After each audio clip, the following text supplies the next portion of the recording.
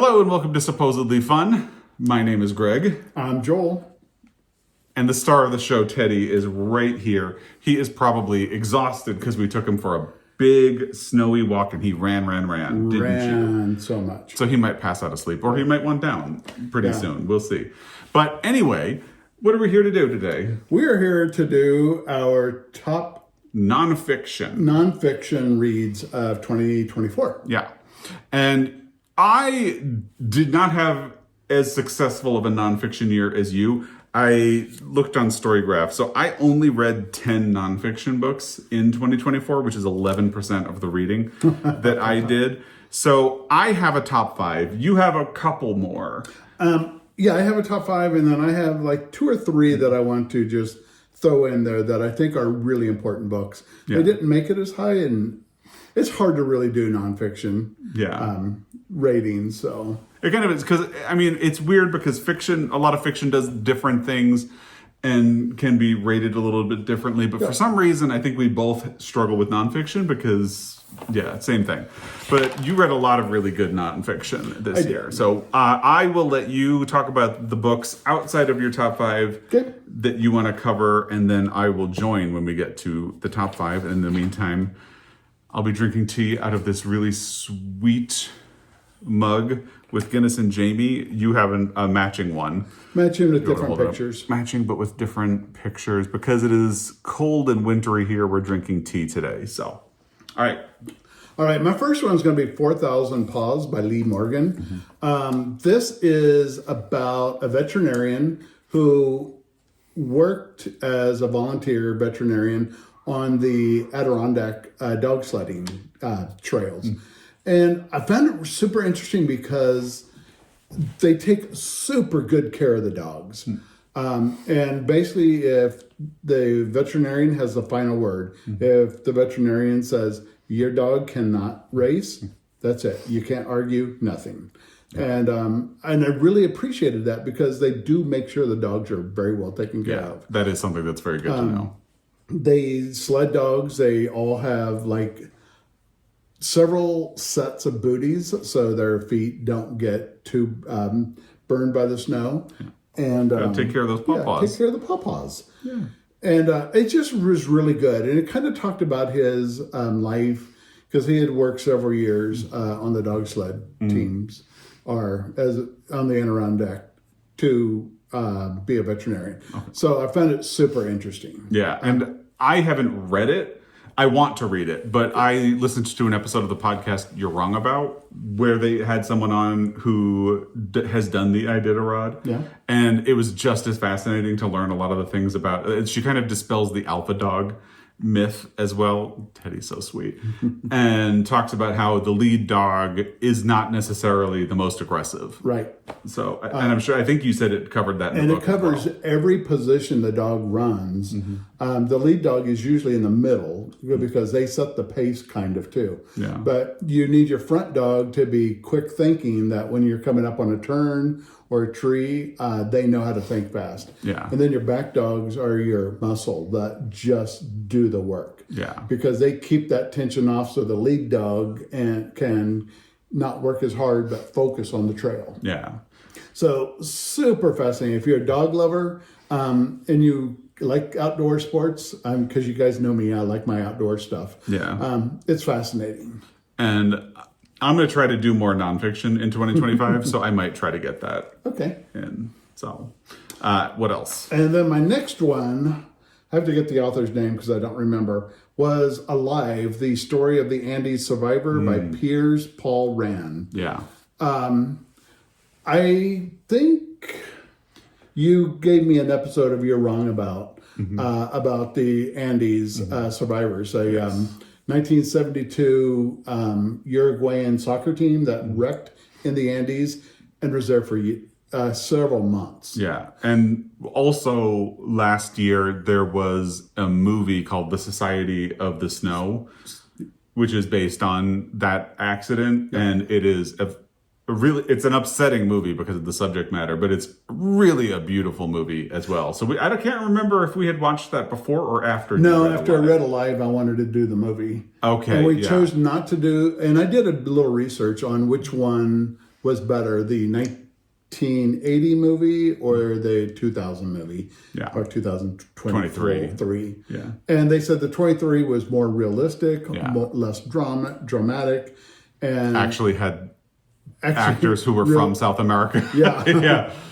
So, and I found it super fascinating. Yeah. It's sad what they went through, but the drive that they had to stay alive. Yeah. It's along my book, Endurance, of what they did to stay alive, to survive that long without food, shelter, and anything. So, Did I tell you about The Indifferent Stars Above when you read Alive? no. That's a nonfiction book about the Donner Party that I read a couple of years ago. And it's kind of the same thing because it's about survival and loss. Because we all know the story of the Donner Party. If you don't, Google it. Google it. Don't read it. But be prepared. So, yeah, it's a really good book as well. So that might be a good one for you. Yeah. Yeah. So those are my two kind of outdoor books that I really enjoyed. And then the last one on my top 5 was Unreasonable Hospitality by Will Guerrera. He is a restaurateur of 11 Park. He wants to come back up now. Yeah, he's like, what happened? Yeah. He is a restaurateur in New York City. And the book is when they first were nominated for being the top 50 restaurants in the world, they were number 50. And the book goes all the way from 50 to when they hit number 1. It's kind of a really good book on customer service and how to go that extra mile to do something for a customer. It doesn't need to be related to the food or anything. It's just doing the right thing to make somebody's experience better. Yeah. So one of the, and it's unreasonable. It's just unreasonable hospitality. So one night the sommelier was serving a couple for their anniversary, and they go, "Would my champagne bottle break if it's in the freezer?" And he goes, "Yes." He goes, "Oh, we left it in the freezer at home, so when we got home, we could have it." So the maitre d' went to the manager, who was Will Guerrera at the time, and said, "Hey, these people have a bottle of champagne in the freezer. It's going to blow up. It's their anniversary. They're stressing about their dinner." Will says, "We will take care of it." So they told the diners, "Relax. We're going to send somebody over and get it out of the freezer."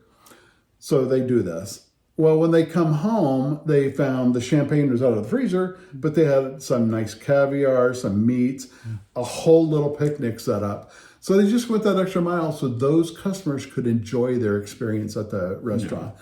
Yeah. And I find that fascinating because I do work in customer service. I kind of have all my life. I'm not directly into it now. I'm a vendor in a store. But I make sure I take care of customers. If I overhear a customer saying, "Where's this?" I will help them find it. So I kind of help them go that extra mile. And you're not finding that a lot today in customer service because customer service people have been so beat up over since COVID. People are not nice. Yeah. So I and I know it's really hard for them. So I support them, but I support the customers and do it because I don't get beat up every day like they do. So, and I feel like some of it is also about something we talk about a fair amount, which is just yes, it is specifically talking about customer service, but I also feel like it's talking about kindness and respect and being a good human in a way. And I think that seems like a pretty resonant message. Is that fair? No, absolutely. Yeah. Just today, we were walking Teddy, and I overheard two women. It was a very quiet area, and she was very loud, talking about how she wants to get into being a hospice worker. And I go, "I am sorry to eavesdrop, but I have to tell you, we've just dealt with hospice workers, and it's so underappreciated, and people think it's a horrible job that you're watching somebody die, but you're not. You're helping the people who love this person." Let them pass gracefully with dignity and comfort, and I think it's a beautiful thing. Helping the person as well as they transition over. Right. So. And she goes, I was just saying, I'm praying on if this is it, and maybe you guys are my sign. Yeah. That for it to answer my prayers. So Yeah. Just yeah. kindness in the world. That's right. all we need. So Well, there was my top. So do you want to jump into your 5? sure, we can. All right. My number 5 also has an interesting statistical fact. Thank you. According to the story graph in my reading year, this is also the longest book that I read in 2024. I actually did it on audio, and I think the audio is over 24 hours long. Yeah, you're on it for a while. It was really long. And so this is Radiant, The Life and Line of Keith Haring by Brad Gooch. It is obviously an autobiography of Keith Haring, and if you are unfamiliar with Keith Haring, you probably know his art without even knowing that it's him. There are a lot of examples in the book of his art. I think a little more in the second photo spread. And he died very young of AIDS. This is kind of his main, the people. Yeah. We actually have 2 rugs in the house from the Ruggable Keith Haring collection. That's how much we're into him. So Yeah. So he died very young, but had been wildly successful. He was seen as sort of a successor or heir to Andy Warhol, because Andy Warhol kind of invented pop art and Keith Haring was in the same sort of area. He started out doing graffiti on the subways, and then it turned into a lot of what you saw in the book. And he had a very fascinating life. And the thing I really like about this book is that it really allows him to be a complicated human being, because most of us are complicated people. We're not all good, we're not bad. Sometimes Keith Haring had good intentions, but could be a little tone deaf in the way they came out. Like he opened a store in Tokyo, I believe, without really understanding what the Tokyo marketplace would be like or anything like that. So he was often a person who had good intentions and didn't quite get all the way there. Sometimes he could also be a very self-involved person who was really serious about promoting himself and promoting his own art, but he could also do a lot to lift up other artists as well. So I think one of the things that's really nice about this book is it allows him to be the complicated person. So by the end of the book, you actually feel like you have gotten to know Keith Haring better. And that is all too uncommon, I think, in biographies and memoirs. It feels like the full view of Keith Haring. And it also doesn't treat his life like predestined. A lot of the time, when you read a biography, it starts to feel like they move from point A to B out of a sense of destiny. But Brad Gooch really allows you to get a sense of the different directions that Keith Haring's life could have gone, kind of like Midnight Library, based on like what you said, because he originally goes to art school to do commercial art because it might make him more money. And then you see at different places, different directions that his life could have taken. And it was really fascinating. So it was a great way of getting to know an artist I have admired and liked for a very long time a bit better. Yeah. So I am probably going to do it this summer when I'm more on the road and driving quite a bit, because 20 hours is a lot. How many pages is it? Do you mind checking? No, not at all. It's a big book, and it probably has a big appendices as well. A very big one. Yeah. So it ends on 434. Okay, that's actually not that long. Maybe it just seems longer than it is. I don't know. It's weird. It also is a big, heavy book, and because there's so much art production and quality that goes into it, it is kind of an expensive hardcover. But that reminds me, we will have links to all of the books that we talk about in the description box. Where? Below. Down below. If you are interested in any of the books based on what we say, you can use those links to make a purchase from bookshop.org that supports independent bookstores, and the affiliate link supports us.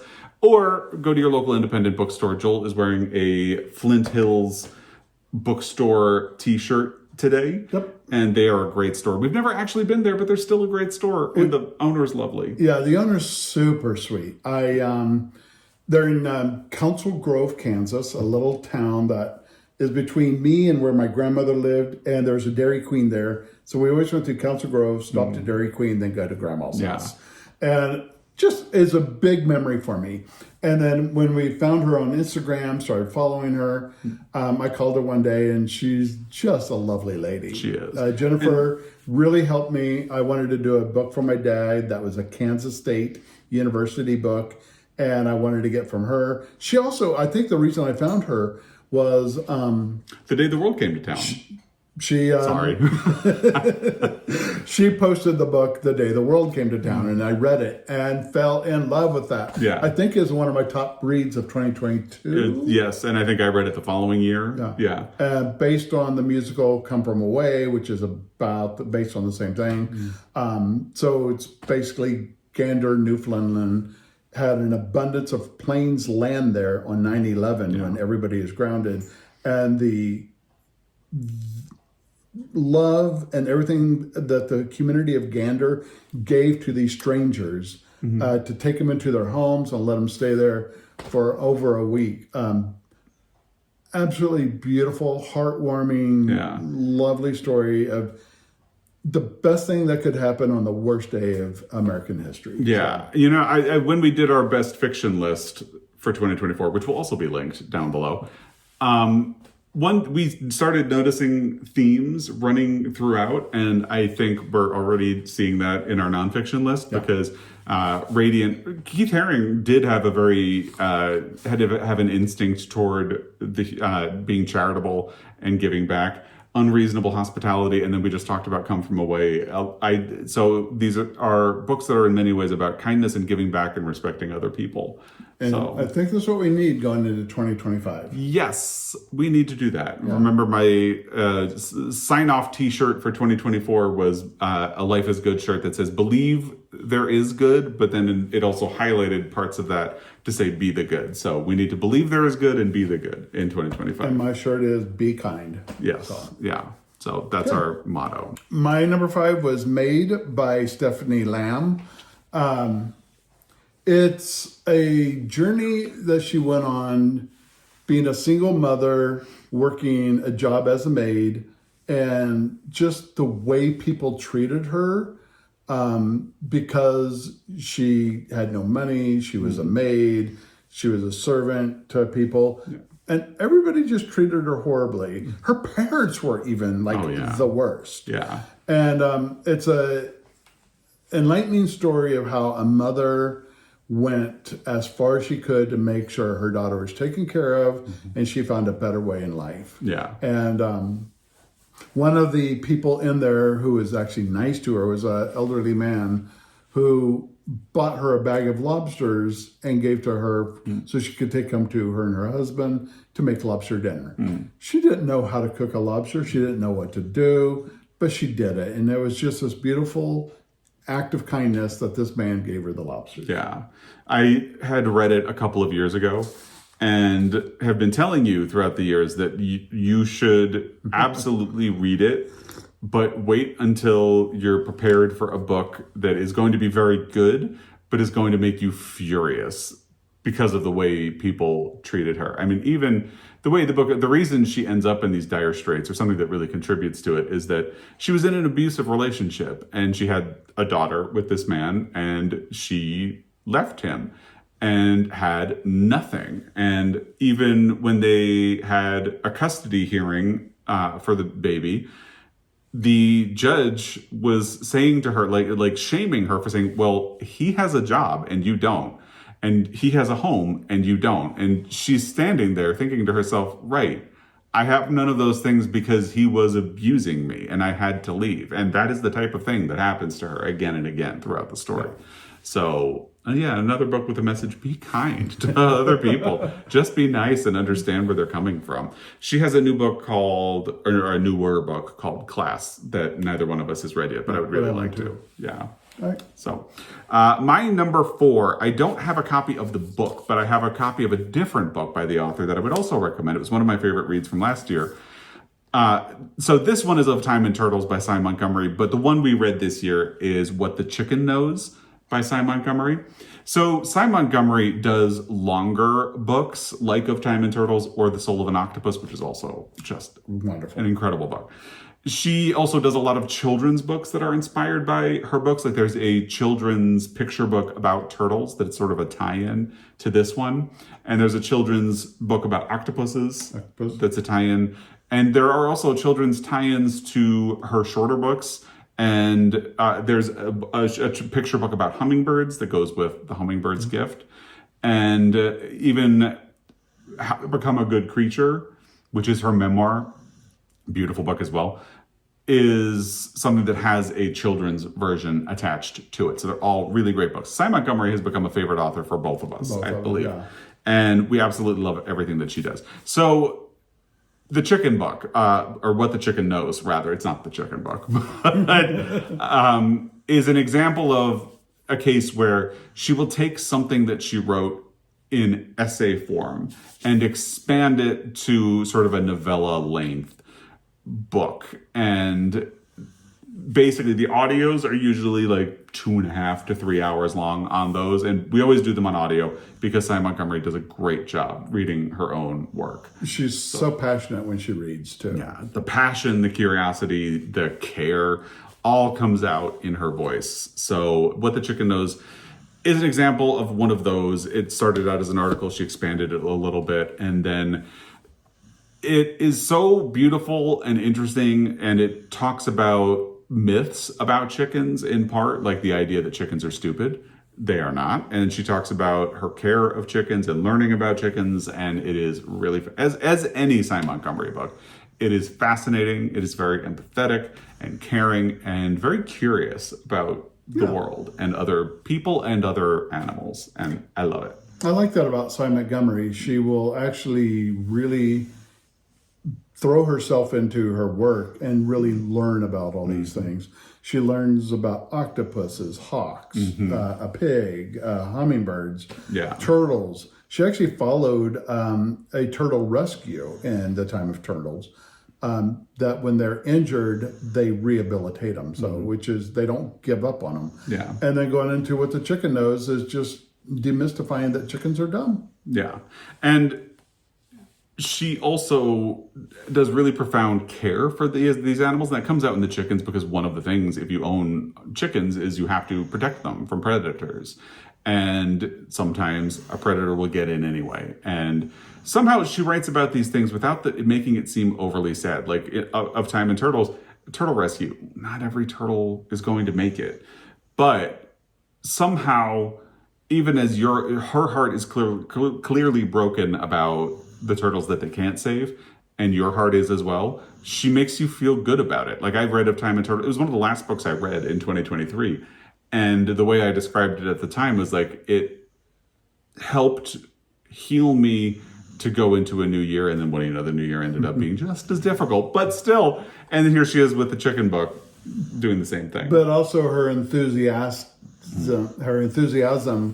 when the turtle lives is like up here. Off the charts. And it's just beautiful that she got so excited over these things. And she follows these turtles and just the loves them. A Hummingbird's Gift is about a hummingbird rescue. So they find baby hummingbirds and try to nurse them back to life because a hummingbird is so small and fragile that it's very difficult to do it. So all of her books have that as a sort of through line. Anyway, what do you have are we on number 4? I believe we are. Yeah. So it's one that you told me about. Thank you. Yes. Is Furious Hours, Murder, Fraud, and the Last Trial of Harper Lee by Casey Supp. Yes. Greg kind of told me about this, and I got very intrigued by it. And it's actually a really fun book. It's a murder trial that Harper Lee was supposed to cover as one of her books. She never did quite make it, but it is her involvement in getting the knowledge of it to write about it.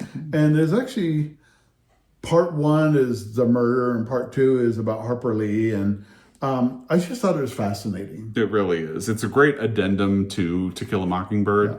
And it's just really interesting. When I did a video earlier this year about books that should be made into movies, I included this one because I honestly think Harper Lee should get the Capote treatment. Like, if you've seen the movie Capote, it's right here. So yeah, it would be fascinating too. Super good book. It's a chunky one too, but totally worth it and a really fun read. Yeah. All right, we're moving to number 3. So mine is a graphic memoir called Homebody by Theo Parrish. I actually did this on audio, and I think the audio is only like an hour and a half. Yeah. And so I did it in a single day. It is a really beautiful and sweet memoir about Theo Parrish growing up, coming of age, and struggling to figure out who they are and where they exist on the spectrum of humanity, because the binaries of like male, female, and things like that weren't really feeling right. Couldn't find a name that felt like it fit. So it's about trying to discover who you are and find the terms and an understanding for yourself. And it does it in a really beautiful way. And you'd think that such a short graphic memoir would just kind of skim the surface, but it doesn't really feel like it does. It feels like it has a big impact on you. And I really appreciate it. If you've read Genderqueer by Maya Kobabe, it's sort of in the same realm, but it has a bit of a cozier vibe to it. And it just helps you, because as someone who did not grow up non-binary, I don't know what it's like to grow up feeling like you don't have a place, or trying to find what your place is and how to define yourself. So it's really interesting to learn about that, and it helps you empathize with somebody who grows up in that situation and understand what life is like for them. So I read it too, really enjoyed it. yeah, very good book. So what is your number 3? My number 3 was Singled Out, The True Story About Glenn Burke by Andrew Marinus. Glenn Burke was a African-American baseball player who was gay, and he was not going to hide it. And this was in the 70s. He wasn't totally out and flaunting it, but he wasn't going to hide who he was. He kind of went into baseball to prove that a gay man can be a baseball player. Good for him. Yeah. So some fun facts about Glenn Burke. Super nice guy. Everybody loved him. He's just a little bit out there, a little flamboyant for straight men, but he was a very, just had some courage and compassion of everything he did, and was just a bigger than life character. So one day in a baseball game, one of the guys hit a home run. They're all rounding the base, and he goes, and they needed that home run to win the game. And he goes, and everybody was coming in, they're hitting the slapping. Glenn Burke says, "No, I'm going to go big." Yeah. And went high and created the high five. Yeah. And that was the first high five known on books. Yeah. There's a lot of studies onto it. More people say he did kind of do the first high five. There are a few out there who don't. So yeah, I'm sure they want to probably discredit because he was black and gay. Interesting piece of trivia you might have not even thought to ask, but here's your answer for where the high five comes from. There you go.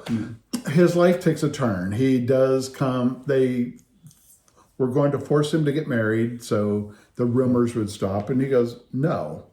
And then his career started tanking. He played for the LA Dodgers, and he hated the LA Dodgers, but they were the one to take him on. Then he went to the San Francisco Giants and became a great player, but that's where his downfall came because he was in San Francisco and going out into the bars, and it was getting out.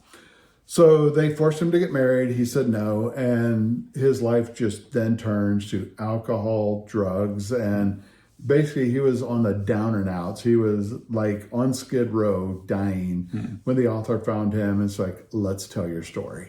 And Glenn did die before the story did come out, but it's a really enlightening book on being courageous and just standing up for who you are. Yeah.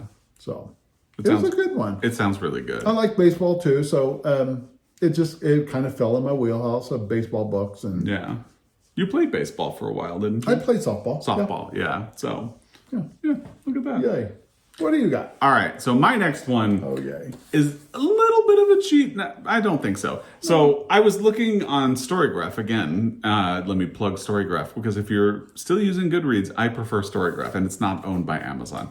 And they had classified 10 books as nonfiction for me, and they included Dog Songs, a book of poems by Mary Oliver, in there. And I kind of agree because these are not fictional stories. It's just poems about dogs. So I'm including it. This was given to us by a very good friend and who just, perfect gift. It was an absolutely perfect gift for us. It's really beautiful. It was a lovely gift. The woman who married us is one of my best friends. Yeah. And she gave this to us after Guinness passed. After Jamie. Jamie passed. And right around the time because we got Teddy so quickly after losing Jamie unexpectedly. So it was like right after both of those things happened. Right. Yeah. And I only got around to reading it this year. And it's been one of my I didn't know it was nonfiction, so I think I kind of fell off somewhere in my thing. Yeah, and I only got it on mine because I cheated. Well, I used Storygraph. But it's poetry. Yeah. So it's a poetry book, but it's just a gorgeous book for dogs. Yeah, it's not fiction. So there is a poem that we particularly love in this on page 51. It's called Little Dog's Rhapsody in the Night, and I will do a dramatic reading for you. Not really a dramatic reading, just a reading. He puts his cheek against mine and makes small expressive sounds. And when I'm awake, or awake enough, he turns upside down, his forepaws in the air, and his eyes dark and fervent. Tell me you love me, he says. Tell me again. Could there be a sweeter arrangement? Over and over, he gets to ask, I get to tell. I think I cried when I read that one. I think so. I think I was actually reading with Teddy on my lap. Yeah, and it actually does remind me a lot of... And I gotta say, I love you every day. Yes, our little Teddy Spaghetti.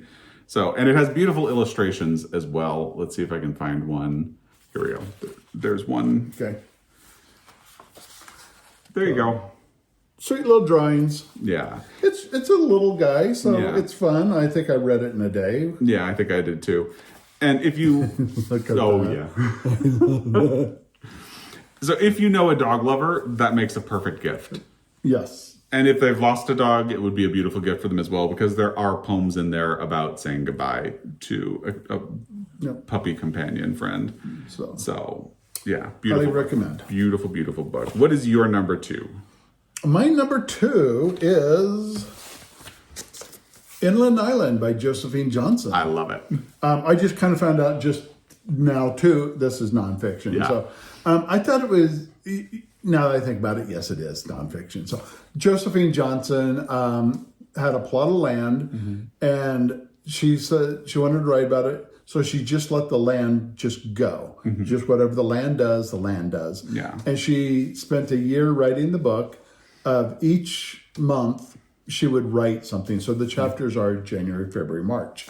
Took me a year to read this little tiny book. Yeah. But I did a month at a time. Yeah. I read it in 2023 and did it all at once, which, is fine. But there's something beautiful about the way you did it. And so they did do a reissue of this book that you can order. Oh, I love the drawings. I loved it so much that I wanted to get, because I got it from the library, and the library had an old copy of the book. So I tracked down an old copy of the book, and it had the dust jacket. Actually, will you do me a favor? Remove the dust jacket for a second? Because the this is back from the era when dust jackets were, or the book itself under the dust jacket was beautiful. Look at that. And the illustrations are gorgeous. Sorry. Yeah.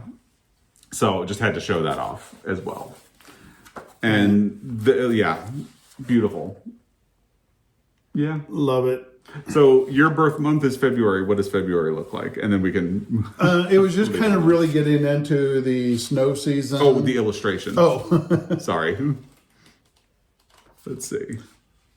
Oh, I think an owl. Oh, I love that. Yeah. A little owl. So I actually got 2 copies of an old edition of the book, and we gave one to the same friend who gave us dog songs. Yeah. So It's a kind of a very June. They're harvesting and doing some things on the lands. and that's my birth month. That's his birth month. Yep. It's very poetic. Yes. It's just beautifully written.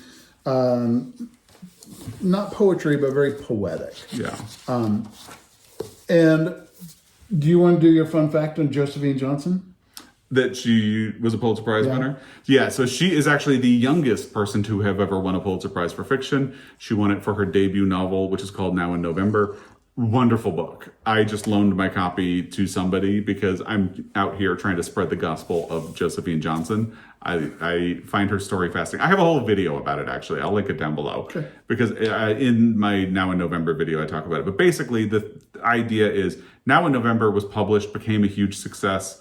It's a Depression era novel kind of about the Dust Bowl, but she was seeing signs that things were going bad, so she wrote Now in November. Because our friend had asked if we know any good Dust Bowl novels, so we told them about Sonora Babb's Whose Names Are Unknown and Now in November.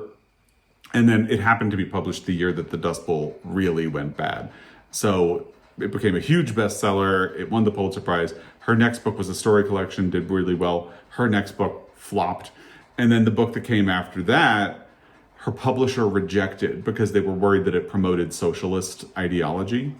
And she was essentially blacklisted. They wouldn't publish any. No publisher would pick her up after that. And that's kind of how she ended up on this other path where she ended up married, going off and living elsewhere and having kids and living on this property. She did publish other books later, and her original publisher did kind of pick her up later. But really fascinating life story. And The Inland Island is just a beautiful Really is. book. I actually think I love Now in November, but I think I love Inland Island more. I'm going to do Now in November. It's a very good soon. book. Yeah. Yeah, it's a good book. I've enjoyed Dust Bowl books, so. Yeah, so that's my hot tip on Josephine Johnson. And Inland Island is a book that we'll find a paperback copy and keep on hand, that if somebody comes over, it's like, take this. Same with Whose Names Are Unknown. Yeah, to speak about another Dust Bowl book. Yeah. So we're moving into number one. I think we have the same number one. We do. Is it? Yeah. You ready? Do it. I mean, yeah, I know you're ready. Are you ready? Are you Drum ready? roll. Ready. Bum-ba-da-bum. Angela's Ashes by Frank McCourt. I think anybody who follows along our channel is not surprised by this at all, because we read this early in 2024 because we knew we were going to be going to Ireland and Scotland. Did you know? Yeah. We went went to Ireland? Yeah, Scotland? we did. It's the thing we did. So we wanted to read some Irish and Scottish authors beforehand. Obviously, Frank McCourt is Irish, and Angela's Ashes was a huge bestseller when it came out. It won a Pulitzer Prize for memoir, and I had always been curious about reading it, but had kind of held off because I've also heard that it's incredibly depressing and sad. But I decided to read it when we were getting ready to go. We listened to it on audio. Frank McCourt reads the audio. I highly recommend that. He takes a sad story and turns it into something that you aren't cringing or listening to. He just makes it so much love into it. And his Irish voice, and he sings, and it's just awesome. Whenever he refers to a song, he sings the lyrics for you. It's wonderful. And that was the thing that surprised me most about this book. Everybody talked about how sad it is. No one ever talked about how funny it is. And it actually is incredibly funny. And I kind of wonder, if I had read the book in print, the sadness might have stood out to me even more. But hearing Frank McCourt read it, he can have you feeling emotionally devastated and 10 seconds later laughing. So it really emphasizes the humor in the book. I think that's the case. I think if we were to read the book, we wouldn't have gotten the humor. Yeah. So he wrote 2 other memoirs that I really want to read as well. I believe the second one is called Tis, which is about... So Angela's Ashes is about his childhood. He's actually born in the United States, and his parents had immigrated over from Ireland, and the Depression hits. They don't have much money. They don't have a lot of opportunities. So they end up going back to Ireland, but they don't have any money in Ireland either. So he grows up dealing with poverty and not having much of anything. But of course, there's joy in there as well, and humor. And one of the things I find funny is because he was born in America, Irish like teachers and people are constantly making fun of him for being an American. His father is from Northern Ireland, so all the people in West Ireland are making fun of him, saying he has the look of a Presbyterian. He has Presbyterian hair. Yeah, he does, Presbyterian hair. And when he misbehaves, because his father misbehaves a lot and goes out drinking a lot, people will say things like, "Oh, but you can't blame him. He's from the North." I mean, the father would drink their very last dime, so there was no food on the table. Yeah, he would.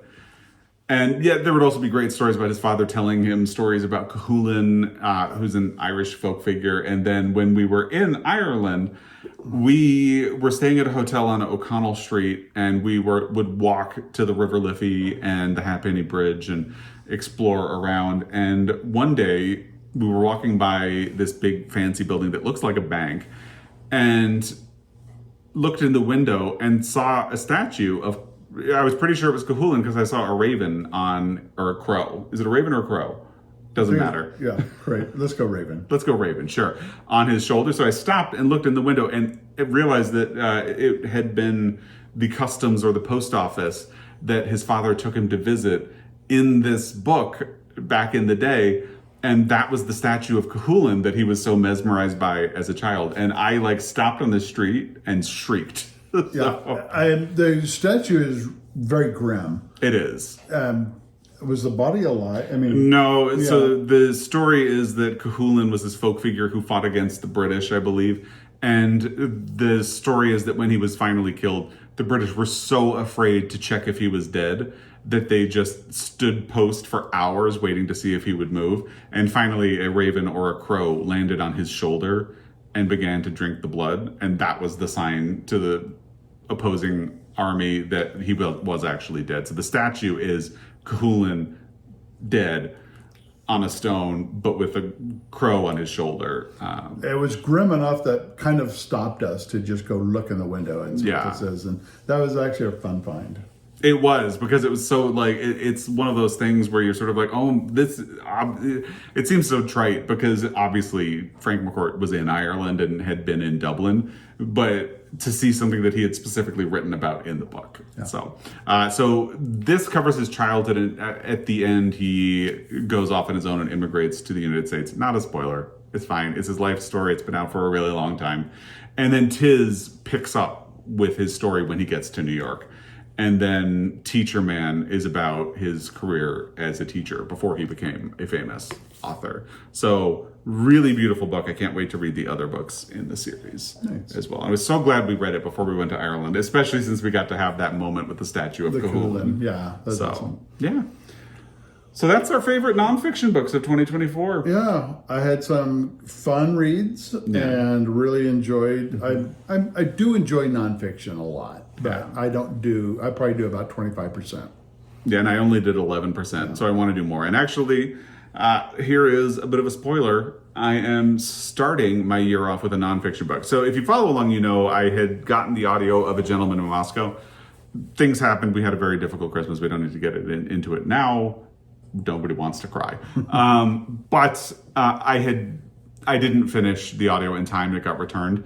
So I am going to either read or listen to A Gentleman in Moscow. But in the meantime, my hold on Libby for one of your favorite books of all time became available.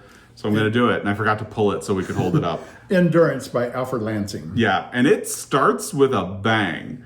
The opening chapter of that book is intense because it sort of does that thing where it starts at one of the highest points of action in the story and then kind of goes back and tells it, almost like, you might be wondering how I got here. Like one of those kind of things.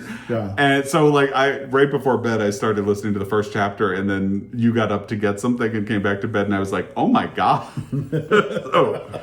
So I'm actually starting my audio year off with a nonfiction. It's one of my favorite not well, actually, one of my favorite outdoor adventure, Arctic. It's what got me going on the whole Arctic thing. Yeah. And it's one of my absolute favorites. It's a beautiful story of survival, enduring. The boat's name is Endurance, but they endure a lot to survive. Yeah. And it's a great story on survival and just the will to live and to take care of other people. The ship's captain, Shackleton, made sure everybody was taken care of. He put their needs in front of his and made sure everybody was taken care of and would survive. Yeah. So we just can't help but accidentally have thematic links between all of our books in the best of. We just can't. But anyway, so that's how I'm starting my nonfiction year off. Yeah. Well, I think my reading got very big in 2020, and that's probably about the time I learned about your channel, because I didn't know about the channel for a long time. I didn't tell him for a year. And so when I started listening to his channel, it's like, oh, that book sounds good. Yeah. Oh, that book sounds good. Oh, sorry, continue. No, that's it. It just occurred to me this is a perfect opportunity to plug another nonfiction book that we're both going to be doing in January. What? We weren't going to get into the sad thing, but if you saw our December wrap up or our best books, we lost a friend over Christmas, a very dear friend, who was a huge fan of the author Edward Abbey. And her favorite book was Desert Solitaire by Edward Abbey.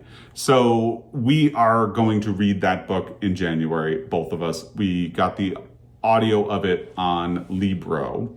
Yep. You're going to be traveling next week. I'm about halfway done. Oh, you're halfway done? Yeah. How did I miss that? So, yeah.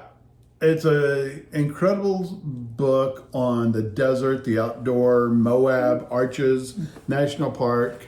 And it was Leon's favorite book. And so to kind of connect even more with her, we're reading it. Yeah, especially since she gave me, when she was still lucid, she gave me all of her Edward Abbey books. Well, pretty much all her books. Most of her books, I got her cookbook. She got the literature books and the Edward Abbey collection. Yeah, so we want to honor her by doing Desert Solitaire. And if you remember when we did The Snow Child in November, we basically just invited people to read it as well. And then it's a very informal sort of reading group thing. Like, there are no prompts, there are no check-in points, there's no discussion group like off to the side. We're just going to read it in January. If you want to read it and talk about it in the comments, then go ahead and do it. Desert Solitaire by Edward Abbey. And again, there will be links to all of these books. So when I come back at the end of the month for our wrap up, we'll be talking about that. Yeah, so by then I should be done with Endurance and Desert Solitaire. So I'll have 2 nonfiction books in January. So anyway, that's our best nonfiction. It is. We'll be back to talk about our almost best, like honorable mentions for the year, and we'll also at some point talk about worsts, and that'll be a fun video. So it will. We'll make it fun. But anyway, poor Teddy is exhausted, and it's gotten dark, and we need to get dinner. So we will leave you with that. As always, we really appreciate your time, and we will be back with more. Stay tuned, and Happy New Year and happy reading. Happy New Year. And happy baking. Happy baking. Yeah. And happy barking. Bye. Bye-bye.